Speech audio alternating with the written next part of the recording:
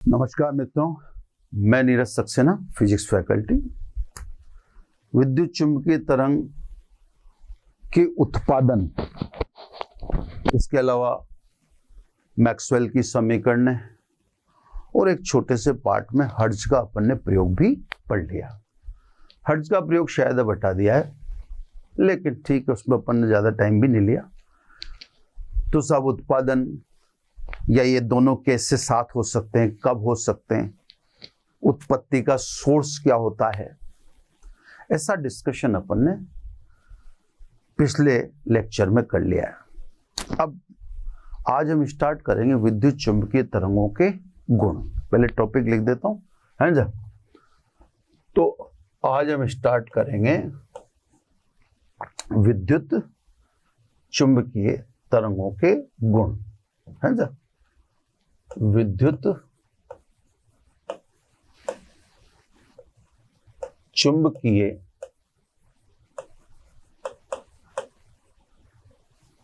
तरंगों के गुण। ये सब ऐसा टॉपिक है कि इसमें से कुछ न कुछ जरूर पूछें। एक्चुअली क्या है, चैप्टर तो बड़ा सा है नहीं है, तो इसमें कंटेंट तो बहुत सारी नहीं होती। अब छोटी सी कंटेंट है, उसमें इसी पे विस्तार है। विद्युत चुंबकीय तरंगों के गुण अपन सब छोटे बड़े सब इसमें शामिल कर देंगे, है ना, विस्तार में लिए जाएंगे। इसमें से कुछ न कुछ पूछा जा सकता है। जैसे 5-8 गुण तो नॉर्मल वाले हैं, उनमें से तो नहीं पूछेंगे। लास्ट के कुछ जो गुण हैं 9, 10, 11, 12, 13 जो भी है, वो लास्ट वाले गुणों में से पूछते हैं। वो थोड़ा मैथमेटिकली एक्सपेंशन है या एक्सटेंशन है। तो सब मैं कोशिश करूंगा कि जो पहले नॉर्मल वाले तो समझा दूंगा, बाद वालों को थोड़ा ऑपरेट करके दिखा देंगे। हर चीज इसमें रटना नहीं, कुछ तो रटना पड़ेगा। हर चीज रटने का नहीं है इसमें, बस ये है कि कुछ कुछ कहीं जगह टर्निंग है, पॉइंट्स हैं, वहां अपने को थोड़ा सा रटना पड़ जाता है। ऐसा आप देखेंगे यहाँ पर, है ना। खैर जो भी है, आज स्टार्ट कर रहे हैं। 1 घंटा अपना लेक्चर का रहता है। कोशिश करेंगे कि पूरे गुण आज ही हो जाए, नहीं भी होंगे तो उनको कंटिन्यूस रखेंगे, ठीक है ना। अपने को डेफिनेशन भी देनी है अभी, फिर गुण भी बताने हैं। अब डेफिनेशन कई तरीके से दे सकते हो आप। वह तरंग जिसका निर्वात में भी संचरण संभव हो, विद्युत चुंबकीय तरंग कहलाती है। ऐसे भी कह सकते हो या यूं भी कह सकते हो, वह त्रिविम तरंग जिसमें विद्युत शेष सदिश के कंपन, चुंबकीय शेष सदिश के कंपन तथा संचरण की दिशा तीनों परस्पर अभिलंबित होते हैं, विद्युत चुंबकीय तरंग कहलाती है। अब देखो, अपन ने एक तरंग तो यांत्रिक तरंग पढ़ी थी। यांत्रिक तरंग वह तरंग है जिसका संचरण माध्यम में संभव है। यांत्रिक तरंग के 2 प्रकार थे, अनुदैर्ध्य तरंग और अनुप्रस्थ तरंग। ये वो नहीं है। विद्युत चुंबकीय तरंग एक अलग कैटेगरी है। यांत्रिक तरंगे यानी अनुप्रस्थ तरंग और अनुदैर्ध्य तरंग निर्वात में चल सकने वाली तरंगे नहीं। तो सब इसकी परिभाषा को आप गुणों में से देख देख के समझ सकते हो। मैं पहले एक इसका चित्रण कर दूं ताकि एक आइडिया आपके दिमाग में बन जाए, है ना। ये प्लस x डायरेक्शन, ये y और ये z त्रिविम तरंग है। तो तीनों जगह आपको इसका इंटरफेयर दिखेगा साफ। x दिशा में तो इसका प्रोपोगेशन मान लें, यानी ये इसके संचरण की दिशा, है ना। इस दिशा में तो ये चल रही है, मतलब एक्स दिशा में चल रही है। विद्युत क्षेत्र सदिश और चुंबकीय क्षेत्र सदिश, तो साहब ये विद्युत क्षेत्र सदिश चित्रण करके दिखा देता हूं मैं आपको, और ये वही चुंबकीय क्षेत्र सदिश, दोनों को दिखाने जा रहा हूं अभी। कंपन है तो देखो ये साहब जैसे आपने विद्युत क्षेत्र सदिश के कंपन लिए, संचरण की दिशा के लंबवत, है ना। अब इससे ठीक 90 डिग्री पर चुंबकीय क्षेत्र सदिश के कंपन है, ये तीनों लंबवत होते हैं। संचरण की दिशा, विद्युत क्षेत्र सदिश के कंपन और चुंबकीय से। अगर ये विद्युत क्षेत्र सदिश के कंपन है तो ये चुंबकीय क्षेत्र सदिश के कंपन। अब ये इंटरचेंजेबल हैं, यानी संचरण की दिशा के लंबवत रोटेशन पॉसिबल है। रोटेशन पॉसिबल है का मतलब जैसे मान लीजिए ये चुंबकीय क्षेत्र सदिश का कंपन शिफ्ट हो गया, रहेंगे तीनों 90 डिग्री पर ही। ये सब वाइब्रेशन ऑफ मैग्नेटिक फील्ड।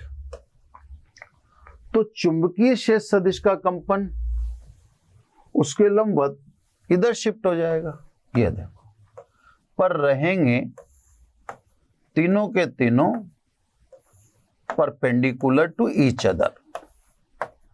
अब सब बी वहां चला गया तो ई यहां आ गया, है ना। तो तीनों परस्पर लंबवत हैं। विद्युत क्षेत्र सदिश संचरण की दिशा, इसको थोड़ा सा आगे बढ़ा दूं मैं ना, संचरण की दिशा, ठीक है। विद्युत क्षेत्र सदिश का कंपन और चुंबकीय क्षेत्र सदिश का कंपन तीनों परस्पर लंबवत हैं। जैसे ये पेन चित्र कैसा बना उसको छोड़ो आप, बस उसमें दिखाने की कोशिश तो की है। ये संचरण की दिशा, ये विद्युत क्षेत्र सदिश का कंपन, ये चुंबकीय क्षेत्र सदिश का कंपन। रोटेशन तो हो जाएगा, ये देखो रोटेशन तो होता है, पर रहते तीनों लंबवत हैं। तो सब 3 डायमेंशन में बनाई है, तो आप समझ गए होंगे कि ये त्रिविम तरंग है, 3D वेव है, जिसमें संचरण की दिशा, विद्युत क्षेत्र सदिश के कंपन तथा चुंबकीय क्षेत्र सदिश के कंपन तीनों परस्पर लंबवत होते हैं।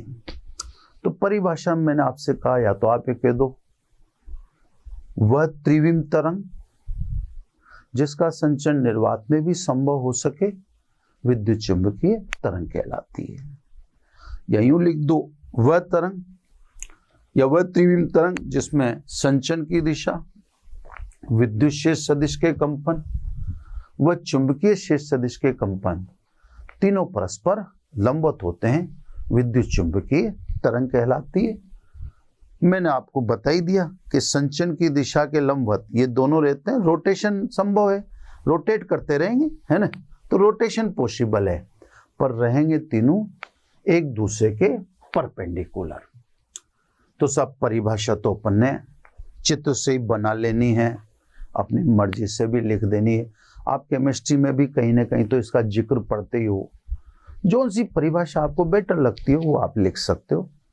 और अपन अभी गुण भी पढ़ेंगे, तो गुण में से जो आपको उचित लगता हो उसको परिभाषा में कन्वर्ट कर दो।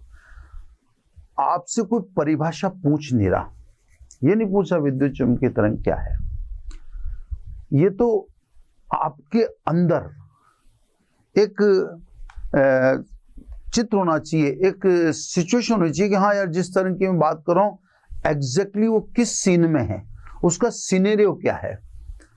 तो परिभाषा को बार बार बोलने का मतलब ये नहीं है कि कोई परिभाषा आपसे पूछ रहा है।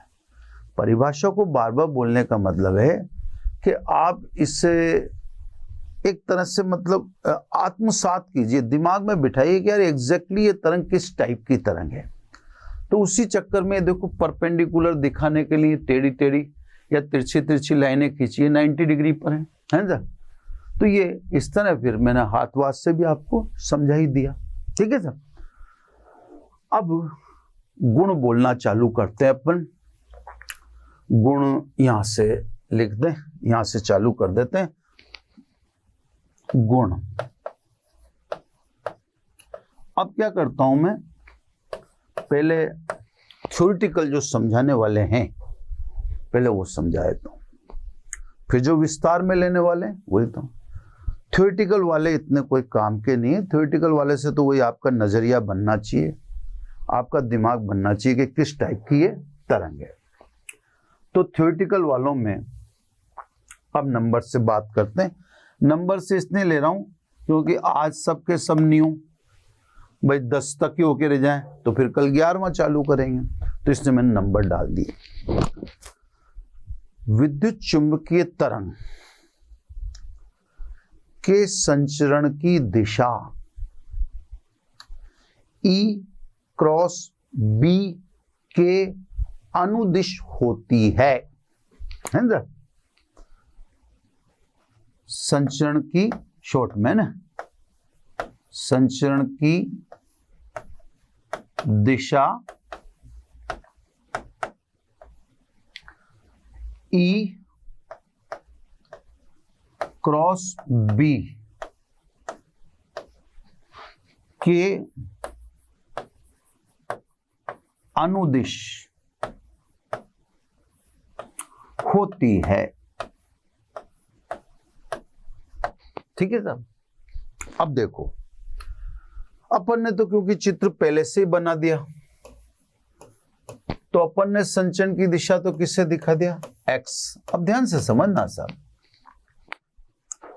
संचरण की दिशा एक्स है तो फिर ई और बी किधर हुए। तो देखो आपको मैं सिंपल सा समझाता हूं। देखो जे क्रॉस के इज इक्वल टू आई होता है। आई किसकी दिशा में एकांक सदिश है, एक्स अक्ष के अनुदिश। जे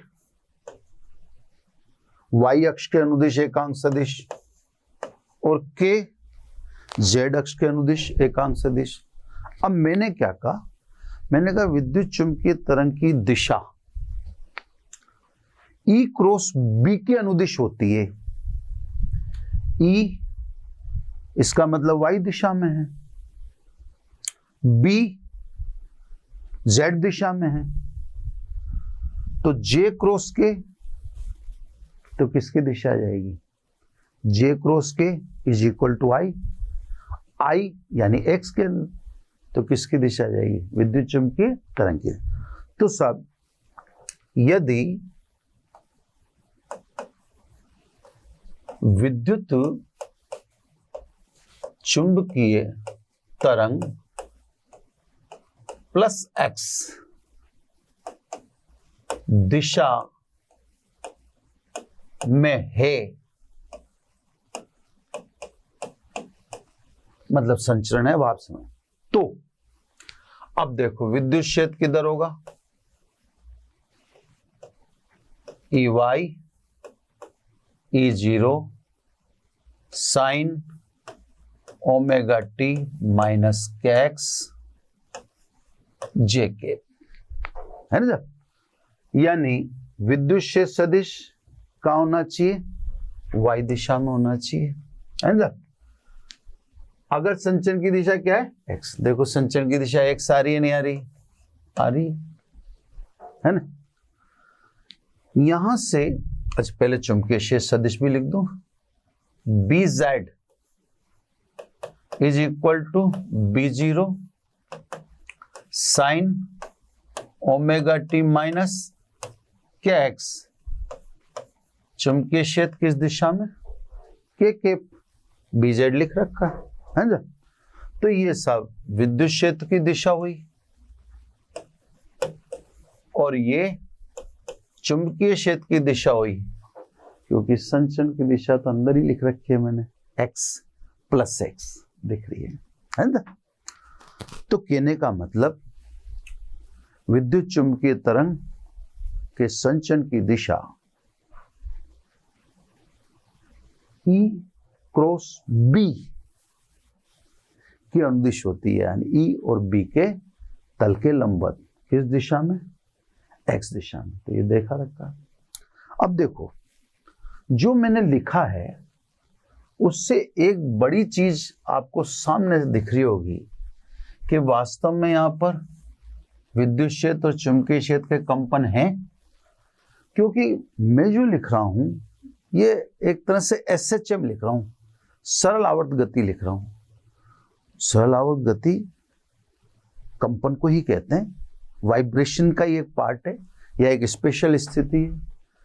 तो साहब यहां पर ये vibration of electric field and vibration of magnetic field, जिसका माध्य स्थिति से अधिकतम विस्थापन यानी आयाम, विद्युत क्षेत्र का अधिकतम मान E0 है और चुंबकीय क्षेत्र का अधिकतम मान B0 है, क्योंकि वो आयाम की जगह पर है। ठीक है सर, आयाम अपन कहते हैं, माध्य स्थिति से अधिकतम विस्थापन को आयाम कहते हैं। तो विद्युत क्षेत्र का अधिकतम विस्थापन यानी विद्युत क्षेत्र का आयाम E0 है और चुंबकीय क्षेत्र का B0। दिशा समझ गए होंगे सब, काम की चीज है। अपने समझने के पॉइंट ऑफ व्यू से मुझे तो जितना विस्तार में लेना था मैंने आपको समझा दिया। ये प्रॉपर्टी नंबर 1 होगी। अब प्रॉपर्टी नंबर 2 बॉक्स में डालता जाओ ना, अलग अलग हाईलाइट करते जाएंगे। दूसरी प्रॉपर्टी है ना, इसका संचरण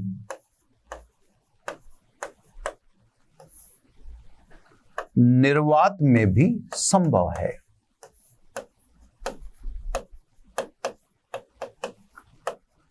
अब सब ये हालांकि पहले भी आपको किसी ने समझाया होगा, मैं भी वही करूंगा। इसका संचरण निर्वात में भी संभव है। मैंने ये नहीं लिखा कि निर्वात में ही संभव है, में भी। इसका मतलब माध्यम में तो विद्युत चुम्बकीय तरंग संचरित होती ही है, माध्यम में तो होती ही है, लेकिन माध्यम न भी हो तो भी इस तरंग के संचरण को कोई रोकने वाला नहीं है। इसीलिए मैंने इसका संचरण निर्वात में भी। देखो एक वर्ड का कितना फर्क है। अगर मैं लिख देता इसका संचरण निर्वात में ही संभव है तो बात का बतंगड़ हो जाता। फिर तो आप कह सकते हो कि निर्वात में ही संभव है, इसका मतलब विद्युत चुम्बकीय तरंग माध्यम में नहीं चलेगी। ऐसा नहीं है, माध्यम में तो चलती ही है और माध्यम नहीं है तो भी ये तरंग चलेगी। तो ये बात आप एक एक बात है उसको बड़ा ध्यान से और मजे से समझने की कोशिश कीजिए, है ना। तीसरा गुण है इसकी प्रकृति।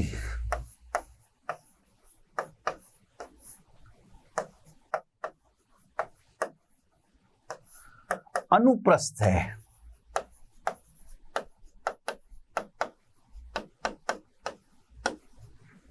वह तरंग दैर्घ्य परास 0 से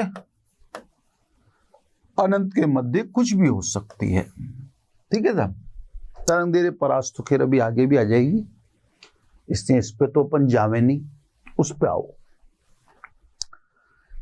कई बच्चे, हो सकता है टीचर भी, ये समझते होंगे कि अनुप्रस्थ तरंग तो यांत्रिक तरंग है। फिर यहां भी आप लिख रहे हो कि इसकी प्रकृति अनुप्रस्थ है। तो सब प्रकृति अनुप्रस्थ का मतलब यह है कि इसमें भी संचरण की दिशा के लंबवत कंपन मौजूद हैं। अनुप्रस्थ तरंग की परिभाषा क्या है? वह तरंग जिसमें माध्यम के कण संचरण की दिशा के अभिलंबत कंपन करते हों उसे अनुप्रस्थ तरंग कहते हैं। यह यांत्रिक तरंग का एक प्रकार है। पर यांत्रिक तरंग तो माध्यम में चलती है। अब मैं यूं थोड़ी कह रहा हूं कि विद्युत चुंबकीय तरंग अनुप्रस्थ तरंग है, मैं कह रहा हूं उसकी प्रकृति। जैसे अपन मान लो यूं कह दें कि यार फला आदमी उसकी तरह दिखता है। जैसे आपको कोई करैक्टर, कोई भी व्यक्ति हो तो आपको अपने दोस्त की भांति दिखता होगा, चाचा की भांति दिखता होगा, मामा वगैरह, तो आप उसको देख के कह सकते यार आप उनकी तरह दिखते हो। उनकी तरह दिखते हो, आप वो थोड़ी हो। जैसे मान लो कोई व्यक्ति है ना, जैसे अपन ने फिल्मों में देखा गोविंदा के भी डुप्लीकेट है, अमिताभ बच्चन के भी डुप्लीकेट, और भी फिल्मी जो भी कलाकार हैं उनके डुप्लीकेट हैं। तो अपन डुप्लीकेट को ये तो कहेंगे भाई आप सब अमिताभ जी की तरह दिखते हो। दिखते हो, आप अमिताभ बच्चन थोड़ी हो। अमिताभ बच्चन तो अलग ही चीज है। तो यहां भी यही कहा जा रहा है कि विद्युत चुंबकीय तरंग की प्रकृति अनुप्रस्थ है, यानी इसमें भी संचरण की दिशा के लंबवत कंपन मौजूद है। विद्युत क्षेत्र सदिश का कंपन भी मौजूद है और चुंबकीय क्षेत्र सदिश का कंपन भी मौजूद है ना। तो इसकी प्रकृति अनुप्रस्थ है। ये तो विद्युत चुंबकीय तरंग ही है, अनुप्रस्थ तरंग नहीं है ना। तो बिल्कुल कंफ्यूजन नहीं होना चाहिए। अब आ जाइए नेक्स्ट, है ना। नेक्स्ट यहां पे लिख देता हूं, बॉक्स लगा ही रहा हूं मैं, गोले बना ही रहा हूं तो मर्ज नहीं होगा, है ना, अलग अलग ही रहेंगे। यह अदृश्य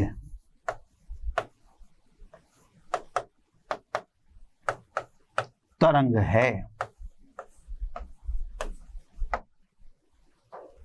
यह भी अजीब बात है। अब जैसे प्रकाश विद्युत चुंबकीय तरंग है, तो क्या प्रकाश दिखता है? मतलब क्या विद्युत चुंबकीय तरंग दिखती है?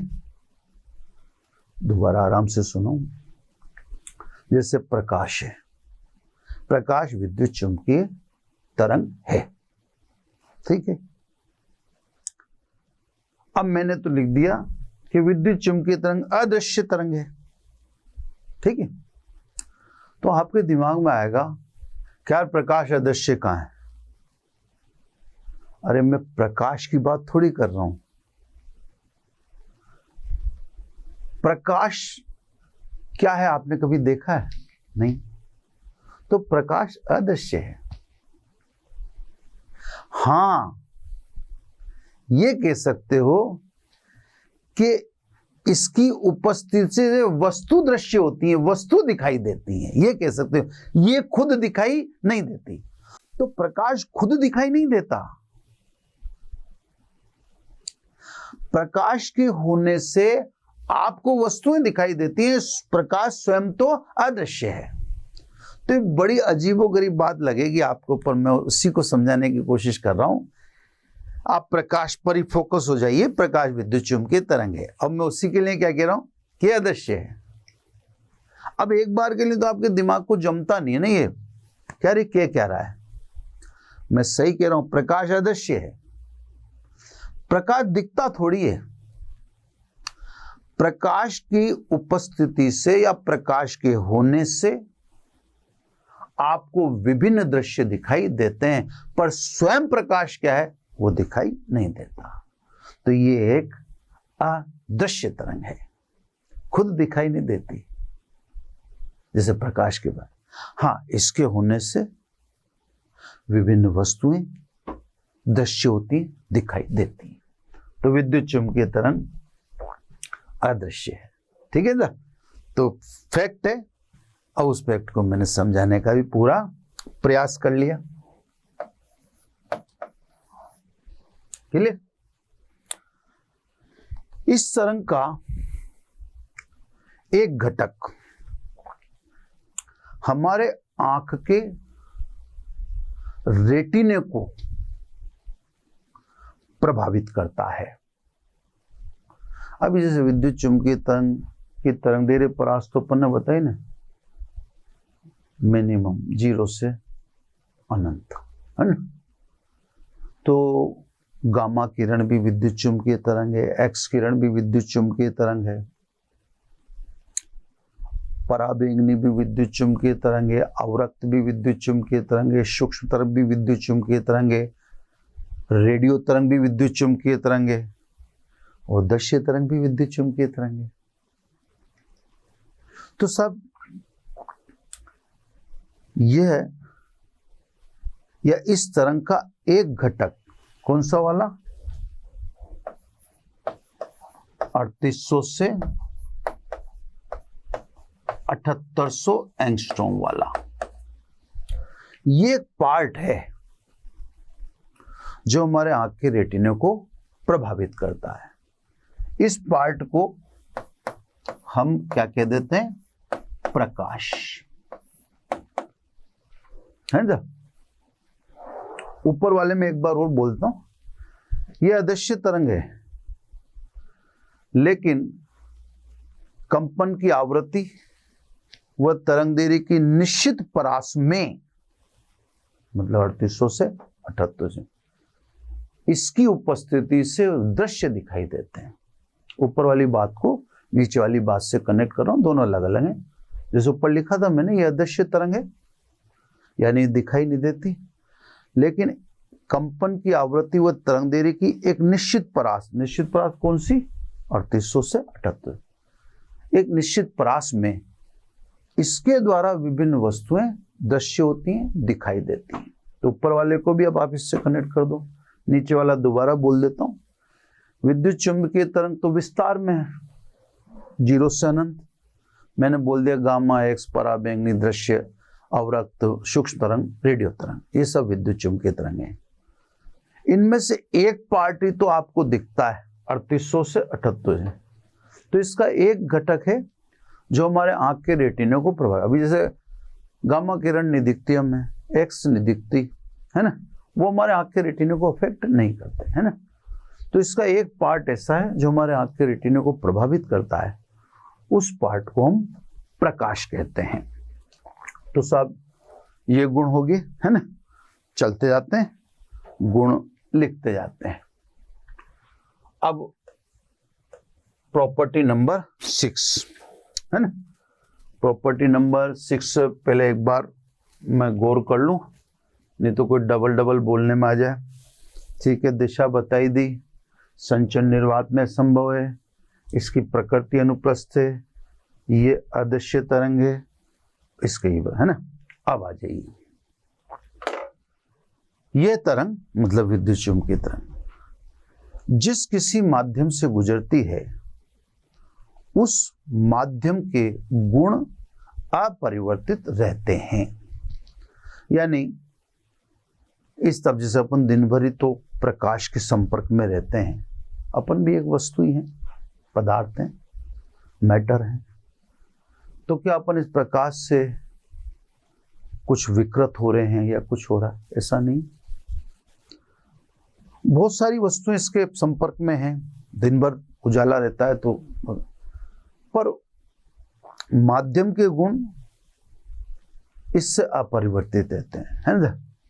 तो ये तरंग है जिस किसी माध्यम में से गुजरती है, उसके गुणों को प्रभावित नहीं करती, उसके गुण जस के तस बने रहते हैं, है ना। माध्यम के गुण इससे प्रभावित नहीं होते हैं।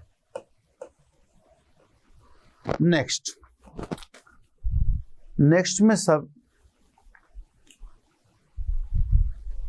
प्रकाश की भांति, अब विद्युत चुंबकीय तरंग का ही प्रकार है प्रकाश भी, एक पार्ट ही तो है, उसी के एक पार्ट को, जैसे मैं आपको बता दूं, ये विद्युत चुंबकीय तरंग है। अब ये पार्ट है, गामा, है ना, गामा किरण, एक्स किरण, है ना, पराबैंगनी किरण,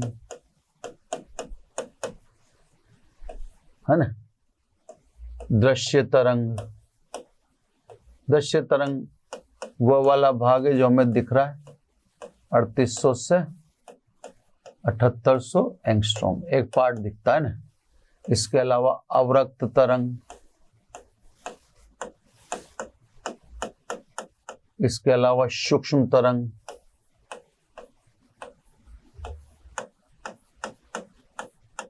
और एक और यहां लिख देता हूं रेडियो तरंग। अभी सब लिखने ही है ना। तो सब ये गामा किरण, एक्स किरण, पराबैंगनी, दृश्य, अवरक्त तरंग, सूक्ष्म तरंग और रेडियो तरंग, ये सब विद्युत चुंबकीय तरंग है। इसके एक पार्ट से आप बाकी भी डिटेल में लिखेंगे, है ना। ऐसा कुछ नहीं है कि साहब यहीं खत्म कर देंगे, डिटेल में लिखाई में आएंगी ये सब चीजें, ठीक है। तो सब अब इसके एक भाग को तो आप जानते हो, प्रकाश कहते हैं हम। 3800 से 7800, इसको थोड़ा सा मैं कंजस्टेड हो गया तो इसको थोड़ा सा मैं ढंग से लिख देता हूं मैं, फिर क्या बोल नहीं पाऊंगा मैं, है ना। तो इसको थोड़ा सा ऐसे ढंग से लिख दूं ताकि क्या है फिर मेरे को बोलने का मार्जिन रहे ना, आपको समझने का मार्जिन रहे और मेरे को बोलने का, है ना। मैं इसको थोड़े ब्राइट रंग से भी लिख देता हूं और ऐसे कर देता हूं यूं। ये सब गामा है ना, ये लो सब खटाखट गामा किरण, ये विद्युत चुंबकीय तरंग का पार्ट हो गया। एक्स किरण, ये भी विद्युत चुंबकीय तरंग का। पराबैंगनी, ये भी विद्युत चुंबकीय तरंग का पार्ट हो गया। दृश्य तरंग तो मैं अभी बता ही रहा था आपको, जिस ये 3800 से 7800 एंगस्ट्रॉम, इसी को हम प्रकाश बोलते भी हैं। फिर ये अवरक्त तरंग है ना, साफ साफ दिख रही है ना आपको, पहले से नहीं दिख पा रही थी। और फिर सूक्ष्म तरंग,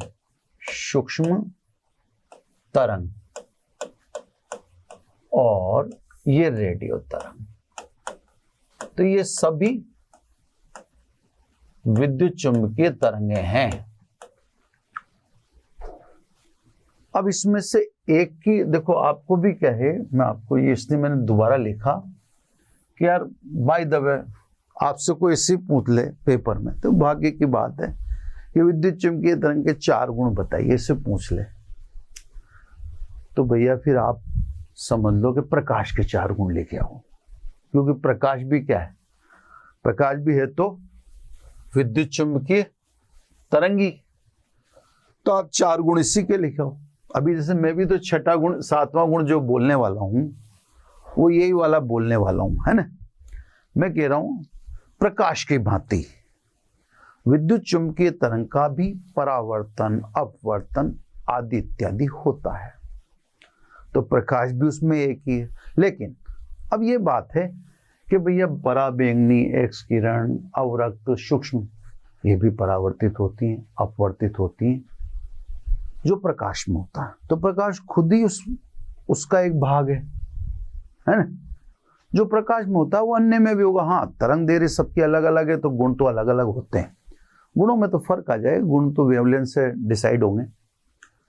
तो गुण तो थोड़े थोड़े अलग हैं, लेकिन जो मूलभूत चीज है जैसे परावर्तन, अपवर्तन, तो ये तो विद्युत चुंबकीय तरंग का गुण है, मतलब प्रकाश का गुण है, तो ये औरों में भी घटित होता है। तो सब प्रकाश की भांति विद्युत चुंबकीय तरंग का भी परावर्तन, अपवर्तन आदि इत्यादि होता है। ठीक है, अब मैं इधर ले लूं 8वां गुण। चलो यहां ले लेता हूं 8वां गुण। ठीक है, अब यूं समझो इसकी तरंग दैर्घ्य बहुत कम है, अप्रोक्सीमेटली 10⁻⁻14 मीटर, मुझे जैसा याद है। इसकी तरंग दैर्घ्य बहुत अधिक है, 10⁻+5 मीटर, है ना। तो अगर जैसे मैं चलूं तो इसकी तरंग दैर्घ्य तो बहुत कम होगी और इसकी तरंग दैर्घ्य बहुत अधिक होगी। थोड़ा थोड़ा देखो, मैं हालांकि लिख तो एग्जैक्ट ही रहा हूं, लेकिन आप ये सोचो अति अल्प और वो अति अधिक। तो विद्युत चुंबकीय तरंग में अधिकांश देखोगे आप, जैसे ये देखो, ये देखो, ये देखो, ये देखो, अधिकांश। सूक्ष्म वगैरह की तो फिर तरंग दैर्घ्य उच्च हो जाती है। बाकी गामा किरण की तरंग दैर्घ्य अल्प है, एक्स की अल्प है, पराबैंगनी की अल्प है, स्वयं प्रकाश की तरंग दैर्घ्य भी अल्प है। प्रकाश की तरंग दैर्घ्य परास तो आपको दिख ही रही है, 10⁻⁷ मीटर। और मैंने पहले भी कहीं काम में लिया जब विवर्तन पढ़ा रहा था, है ना। अवरक्त तरंग की तरंग दैर्घ्य भी कम ही है, ठीक है। फिर सूक्ष्म की फिर बढ़ने लग जाती है तरंग दैर्घ्य, है। तो अगर अपन देखें 8वें गुण में लिखूं कि सब अधिकांश, अब अधिकांश इसलिए कह रहा हूं कि 2-1 की तो तरंग दैर्घ्य ज्यादा है। अधिकांश विद्युत चुंबकीय तरंगों की तरंग दैर्घ्य अति अल्प है। यही कारण है कि तरंग होने के बावजूद इसका संचरण सरल रेखा में होता है। तो मैं देखो इसको इससे लिख देता हूं, अधिकांश, वो 2-3 को छोड़ दिया मैंने, अधिकांश विद्युत चुंबकीय तरंगे सरल रेखा में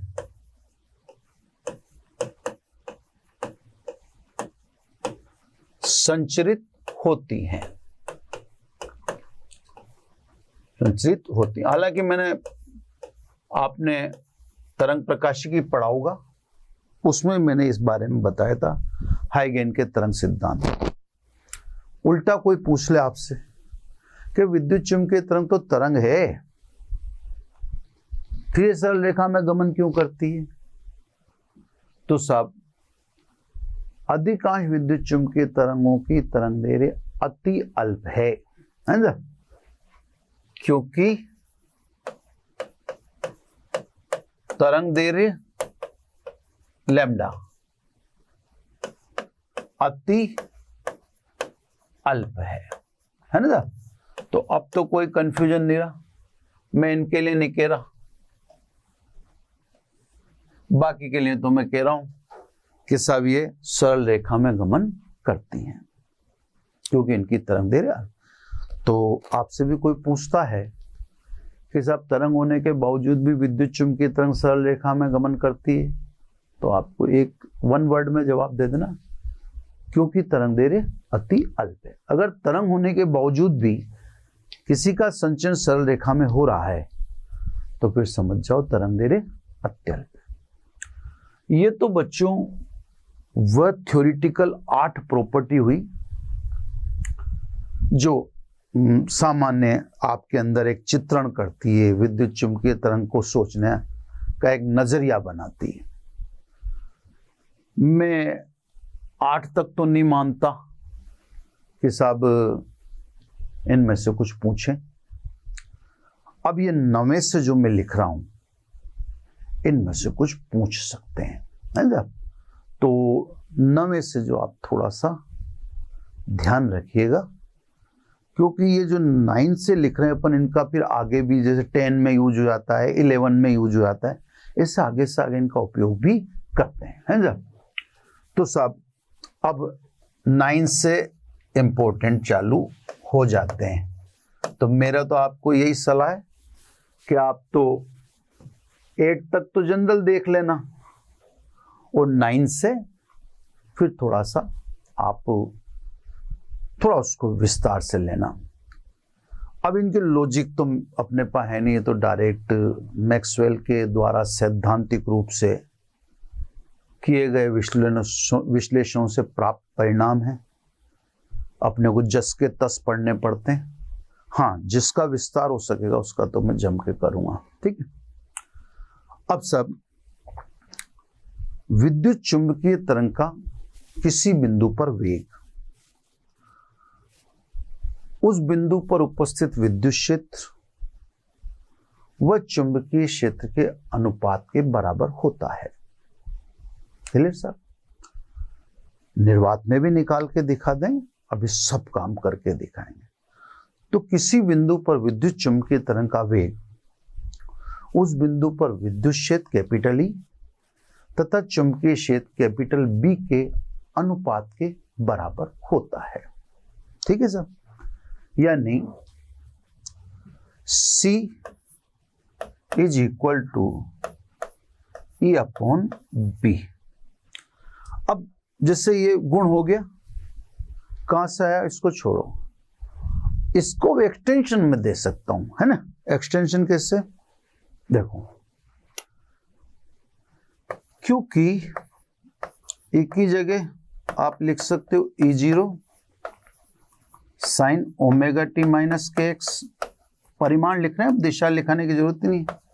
बी की जगह आप लिख सकते हो B0 sign omega T minus के एक्स, ये मैंने गुण नंबर 1 में लिखा ना।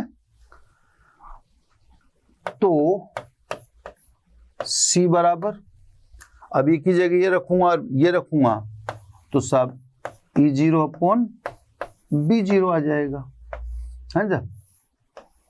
तो सब किसी बिंदु पर विद्युत चुम्बकीय तरंग का वेग उस बिंदु पर विद्युत क्षेत्र तथा चुम्बकीय क्षेत्र के अनुपात के बराबर होता है। अब यहां से मैं समीकरण तो डाल देता हूं, लेकिन अब क्योंकि आज पूरे गुण नहीं हो पाए तो फिर ये समीकरण कल फिर कौन याद रखेगा कि कौन सी समीकरण नंबर 1 थी। तो इसे बिना समीकरण नंबर डाले अपन चलने देते हैं ना। चलो सर, यहां से आपको ध्यान रखना पड़ेगा, क्लियर। प्रॉपर्टी नंबर 10, निर्वात में विद्युत चुम्बकीय तरंग की चाल प्रकाश की चाल 3 × 10 की पावर 8 मीटर प्रति सेकंड के बराबर होती है, सभी जानते हैं। क्योंकि विद्युत चुम्बकीय तरंग प्रकाश भी है और निर्वात में हम प्रकाश की चाल जानते हैं। निर्वात में प्रकाश की चाल 3 × 10 की पावर 8 मीटर प्रति सेकंड होती है। तो निर्वात में विद्युत चुम्बकीय तरंग की चाल प्रकाश की चाल 3 × 10 की पावर 8 मीटर प्रति सेकंड के बराबर होती है। लेकिन माध्यम में, अब जैसे ऊपर इसमें माध्यम नहीं आया था तो अगली प्रॉपर्टी और क्लियरिटी देती है, किंतु माध्यम में इस तरंग की चाल माध्यम की चुंबकशीलता व माध्यम की विद्युतशीलता पर निर्भर करती है। दोबारा सुने, निर्वात में इस तरंग की चाल प्रकाश की चाल के बराबर होती है, लेकिन माध्यम में विद्युत चुम्बकीय तरंग की चाल माध्यम की चुंबकशीलता व विद्युतशीलता पर निर्भर करती है, क्योंकि V बराबर 1/√μ एप्सिलॉन। ये सब माध्यम की चुंबकशीलता और माध्यम की विद्युतशीलता है ना। अब सब अपन निर्वात की अगर बात करें, है ना, देखो आप निर्वात के लिए अब देखे जाओ आप, है ना। निर्वात की बात करें तो निर्वात में प्रकाश की चाल को हम C लिखते हैं।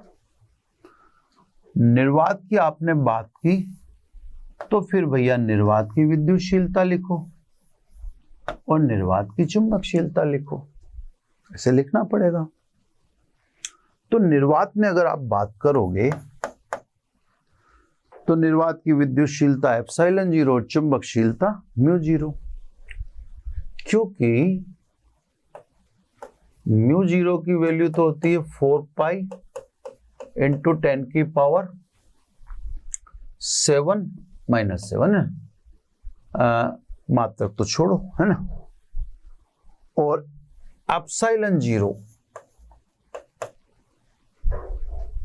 ε0 का देखो आप कैसे लिखोगे आप, है ना। ε0 लिखोगे 1/√μ 4 पाई इंटू 9 इंटू 10 की पावर 9। बहुत ध्यान से देखो, देखो 1/4 पाई एप्सिलॉन 0 को क्या लिखते हो आप? 1/4 पाई एप्सिलॉन 0 को लिखते हो 9 इंटू 10 की पावर 9। तो एप्सिलॉन 0 को क्या लिखोगे? 1/4 पाई इंटू 9 इंटू 10 की पावर 9, है ना? ये यहां पे मैं दिखा देता हूं, ऐसा क्यों लिख रहे हैं? क्योंकि 1/4 पाई एप्सिलॉन 0 को हम कहते हैं 9 इंटू 10 की पावर 9, है ना? तो सब अपन इस गुण को चेक कर रहे हैं, ये जो गुण नंबर 10 है ना, इसको चेक कर रहे हैं, क्योंकि इस गुण में क्या बोला अपन से? इस गुण में बोला कि निर्वात में चाल प्रकाश की चाल के बराबर, लेकिन माध्यम में विद्युत चुंबकीय तरंग की चाल माध्यम की चुंबकशीलता व विद्युतशीलता पर निर्भर करती है। तो अपन देखते हैं कि निर्वात में तो विद्युतशीलता भी फिक्स है और चुंबकशीलता भी फिक्स है। तो देखा C बराबर 3 इंटू 10 की पावर 8 मीटर प्रति सेकंड आता है या नहीं आता? रखो साहब, इसलिए C बराबर, है ना? अब रखते हैं तो पुष्टि भी हो जानी चाहिए। तो साहब हर चीज की पुष्टि भी करनी पड़ती है। रूट μ0 की वैल्यू 4 पाई इंटू 10 की पावर -7, ये तो रख दिया मैंने μ0, है ना? इंटू एप्सिलॉन 0, तो एप्सिलॉन 0 की वैल्यू 1/4 पाई 9 इंटू 10 की पावर 9। 4 पाई से तो 4 पाई कट गया, ठीक है? अब देखो 9, इस -7 को नीचे लाऊं मैं, -7 को नीचे लाऊंगा तो ये हो जाएगा प्लस 9 7 16, तो अपोन में हो गया 1, देखो ये हो गया, मैं इधर दिखा देता हूं, बोलने में तो नहीं आएगा, 1/रूट में ना टोटल 1/9 इंटू 10 की पावर 16। अब इस समय ले आता हूं ऊपर, तो ये हो गया 9 इंटू 10 की पावर 16। अब इसका रूट करना देखा तो 3 इंटू 10 की पावर 8 मीटर प्रति सेकेंड। इसका मतलब गुण सही बोल रहा है। पुष्टि होगी साहब इस बात की कि वास्तव में माध्यम में विद्युत चुंबकीय तरंग की चाल, माध्यम की चुंबकशीलता व माध्यम की विद्युतशीलता पर निर्भर करती है। क्योंकि इसी को जब हमने निर्वात में अप्लाई करके देखा तो वास्तव में 3 इंटू 10 की पावर 8 मीटर प्रति सेकंड आता है। तो यहां से ये भी पुष्टि हो जाती है कि विद्युत चुंबकीय तरंग निर्वात में संचित होती है, और ये भी पुष्टि हो जाती है कि निर्वात में उसकी चाल 3 इंटू 10 की पावर 8 मीटर प्रति सेकंड होती है। अब सब इसी से अपन अपवर्तनांक की गणना भी कर सकते हैं। अब देखो गुण से गुण निकलेगा, है ना? तो इसे माध्यम का अपवर्तनांक, है ना? प्रॉपर्टी नंबर 11,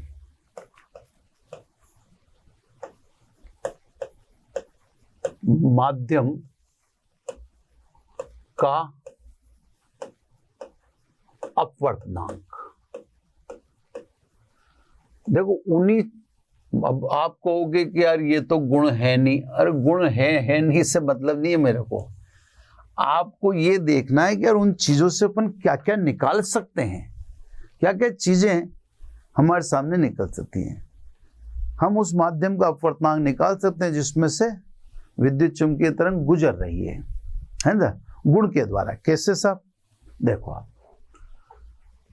क्योंकि V is equal to root mu epsilon. अब मैं जो अपवर्तनांक याद करना, अपवर्तनांक को मैं भी जानता हूं, आप भी जानते हैं, निर्वात में प्रकाश की चाल बटा माध्यम में प्रकाश की चाल। तो माध्यम में प्रकाश की चाल तो बता ही दी, है ना? देखो आप ऐसे कर दूं, इसको यूं लिख देता हूं, माध्यम में प्रकाश की चाल, है ना, ऐसे लिख देता हूं ताकि अभी ये सारी बात हो जाएगी क्लियर। ऐसे लिख दें, माध्यम में प्रकाश की चाल, है ना, माध्यम में, भाई माध्यम का अपवर्तनांक निकाल रहे हैं इसने, माध्यम में प्रकाश की चाल, है ना, V बराबर 1/रूट माध्यम की चुंबकशीलता और निर्वात, माध्यम की चुंबकशीलता और माध्यम की विद्युत। अब देखो, अब कुछ चीजें तो थोड़ा बहुत आपको सेगमेंट याद रहने चाहिए, है ना, टर्न करते हैं ना, इसमें मैं μ0 ε0 का गुणा कर देता हूं और μ0 ε0 के रूट का भाग देता हूं बटे वाले में। इसलिए अब अगर देखें आप ध्यान से तो थोड़ा सा ध्यान रखना आप, यहां पर μ/μ0 इसको आपेक्षिक चुंबकीय पारगम्यता कहते हैं, ε/ε0 इसको आपेक्षिक विद्युतशीलता कहते हैं, है ना, इनटू बटे में भी ये तो पढ़ाई है ना भाई, ये चीज तो भी अपन ने काम ही नहीं ली, इसका तो यूज ही नहीं किया, इनको तो सेटल कर लिया अपन ने, μ/μ0 को μr लिख दिया, ε/ε0 को अपन ने εr लिख दिया, ये चीज तो ऐसे ही पढ़ी है ना। अब अभी मैंने आपको दिखाया है 1/μ0 ε0 को क्या कहूंगा, रूट को c कहूंगा, तो मैं इसको c लिखूंगा, यानी v इज इक्वल टू, ये लिख दूं c upon root μr εr, ये रूट है ना। अब क्योंकि माध्यम का अपवर्तनांक n से दिखा रहे हैं अपन इस 12th में, निर्वात में प्रकाश की चाल बटा माध्यम में प्रकाश की चाल। अब आप c/v का मान रखो यहां से, है ना, इस समीकरण से रख दो, इसको 1 दे दूं, 1 से, है ना, 1 से c/ इसका मान रख दो, तो c/v बराबर क्या आया, n बराबर c/v, और ये किसके बराबर आ रहा है, μr ε। इसका मतलब जिस माध्यम में विद्युत चुंबकीय तरंग गुजरती है उसका अपवर्तनांक उस माध्यम की आपेक्षिक चुंबकशीलता व उस माध्यम की आपेक्षिक विद्युतशीलता के गुणन के वर्गमूल के बराबर होता है। तो मैं जैसे 11 तक आगे अपन है ना, तो मैं आपको यही कह रहा हूं कि जैसे अब ये कोई प्रॉपर्टी अलग से आपको कहीं दिखाई नहीं देगी, है ना, लेकिन अब चीज सामने आ रही है ना, आ रही है तो स्वाभाविक उनका यूज कर लो, है। तो उसी से हमने हाथों हाथ प्रॉपर्टी नंबर 11 बना दी कि साहब अगर हमें माध्यम का अपवर्तनांक निकालना पड़े तो हम निकाल सकते हैं, है ना। अब अपने पास टाइम कोई गुण लेने का बड़ा तो बचता नहीं है, तो मैं इस लेक्चर को यहीं रोकूंगा। अगले लेक्चर में 2-3 गुण हो रहे हैं, अब वो गुण विस्तार लेंगे। एक तो ऊर्जा वाला है, ऊर्जा वाला गुण है, थोड़ा विस्तार लेगा, उसको थोड़ा उसी को डिटेल में समझाना है। एक पॉइंटिंग सदिश है, एक विद्युत चुंबकीय तरंग का दाब और संवेग पर दाब और संवेग ऊर्जा पढ़ाए बिना नहीं पढ़ा सकते, और पॉइंटिंग सदिश पढ़ाए बिना नहीं पढ़ा सकते। तो सब में जैसे 2 गुण हैं अभी इसके बाद मेन 12 और 13। अब मैं चाहता तो गुण नंबर 14 लिखा देता, लेकिन 14 लिखाऊंगा तो उसमें 12 और 13 का यूज है। ये जरूर है कि मैं 15 लिखा सकता हूं अभिलाक्षणिक प्रतिबाधा के संदर्भ में, लेकिन फिर वो भी अपन उसको विस्तार में लेंगे, तो इसको यहां रोकना ही बेहतर है मेरे हिसाब से। या देख लो अभिलाक्षणिक प्रतिबाधा, पेज चेंज हो जाएगा, तो पेज चेंज होने से तो मेरे को तो कोई तकलीफ नहीं है। चलो एक गुण की छोटी सी बात कर ही लेते हैं, अब टाइम तो है ना। अब आ जाइए अभिलाक्षणिक प्रतिबाधा, है ना। अभिलाक्षणिक प्रतिबाधा इम्पीडेंस है। प्रत्यावर्ती धारा पढ़ रहे थे तब आपने Z पढ़ा था, वही चीज। किसी स्थान पर विद्युत क्षेत्र सदिश व चुंबकन क्षेत्र, विद्युत क्षेत्र सदिश तो कैपिटल E हो गया, व चुंबकन क्षेत्र कैपिटल H के अनुपात को उस स्थान पर विद्युत चुंबकीय तरंग की अभिलाक्षणिक प्रतिबाधा कहते हैं। तो सब Z किसे कहते हैं? किसी बिंदु पर विद्युत क्षेत्र व चुंबकन क्षेत्र का अनुपात, है ना। इसका मात्रक ओम ही होना चाहिए, है ना। तो किसी बिंदु पर या किसी स्थान पर कह दो विद्युत क्षेत्र व चुंबकन क्षेत्र का अनुपात उस स्थान पर विद्युत चुंबकीय तरंग की अभिलाक्षणिक प्रतिबाधा कहलाता है। अब जैसे अपन बात करें निर्वात के लिए, निर्वात के लिए अब लेना ही पड़ेगा, अगला पेज है ना, तो अगले पेज पे चलते हैं, ज्यादा बड़ा तो नहीं है खैर। अब निर्वात के लिए बात करें तो ये मैंने, ये ध्यान रखना, ये मैं लिखता इसको 14 नंबर पर क्योंकि मेरे पास 2-3 मिनट हैं तो 2-3 मिनट में ये हो सकता है, तो कर दिया मैंने निर्वात के लिए। अब देखो मैं निर्वात के लिए बात कर रहा हूं तो μ0 से ऊपर भी गुणा कर देता हूं और μ0 से नीचे भी गुणा कर देता हूं, ठीक है सर। अब क्योंकि μ0H is equal to B, इसलिए Z इज इक्वल टू μ0, है ना, E अपॉन B। क्योंकि अब देखो गुण में गुण ठूंसते जाते हैं अपन, E अपॉन B बराबर C, इसलिए मान निकालना है अपने को निर्वात में। E अपॉन B को क्या लिख दूं? C। एक्चुअली मैं आपको निर्वात में विद्युत चुंबकीय तरंग की प्रतिबाधा निकाल के दिखा रहा हूं कि निर्वात में विद्युत चुंबकीय तरंग के मार्ग में कितना अवरोध होता है, उस अवरोध को अपन प्रतिबाधा कहते हैं। तो या यूं कह दो, निर्वात विद्युत चुंबकीय तरंग के मार्ग में कितना अवरोध उत्पन्न करता है, बिल्कुल सटीक। निर्वात विद्युत चुंबकीय तरंग के मार्ग में कितना अवरोध उत्पन्न करता है। अब क्योंकि देखो जहां तक अपने को सॉल्यूशन वाली पोजीशन नहीं आ जाएगी तब तक अपन वैल्यू पुट करते जाएंगे। C बराबर क्या लिख दूं? अभी मैंने लिया ही था, इसलिए Z इज इक्वल टू μ0, बस पुट करते जाओ। ये आप में इतनी कला होनी चाहिए कि आप ये वैल्यूज पुट कर सकें। ये रख दिया C का मान।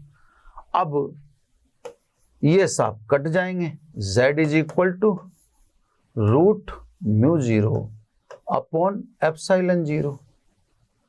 अब आपको μ0 की वैल्यू पता है इससे, है ना। Z इज इक्वल टू μ0 की वैल्यू अपन ने अभी दी थी 4 पाई इंटू 10 की पावर -7, और एप्सिलॉन 0 को अपन ने लिखा था 1 अपॉन 4 पाई 9 इंटू 10 की पावर 9, है ना। यानी Z 4 पाई का तो स्क्वायर हो गया, तो 4 पाई तो रूट से बाहर निकाल लो, है ना। 9 9 का रूट 3 और 10 की पावर ये हो जाएगा आपका, ऊपर जाएगा ना, ऊपर जाएगा तो 10 की पावर 2, 10 की पावर 2 का मतलब 10। ये आप करके देख लेना, है ना। यानी z इज इक्वल टू हो जाएगा 120 पाई, है ना। या यूं कह दें z इज इक्वल टू 120 पाई का मतलब 3.14, 3.14। तो ये आता है साहब z अप्रोक्सीमेटली इक्वल टू 377 ओम। तो निर्वात विद्युत चुंबकीय तरंग के मार्ग में कितना अवरोध उत्पन्न करता है? 377 ओम। ये आप थोड़ा सा ऐसे याद रख लेना भाई, भारतीय 36 तो 360 तो ही गया, है ना, और लगभग। तो निर्वात विद्युत चुंबकीय तरंग के मार्ग में कितना अवरोध उत्पन्न करता है? 300। तो ये अंक याद रखना, है ना। दोबारा एक बार मैं खटाखट समझा देता हूं, 2 मिनट का काम है। किसी स्थान पर विद्युत क्षेत्र व चुंबकन क्षेत्र का अनुपात उस स्थान पर विद्युत चुंबकीय तरंग की अभिलाक्षणिक प्रतिबाधा कहलाता है।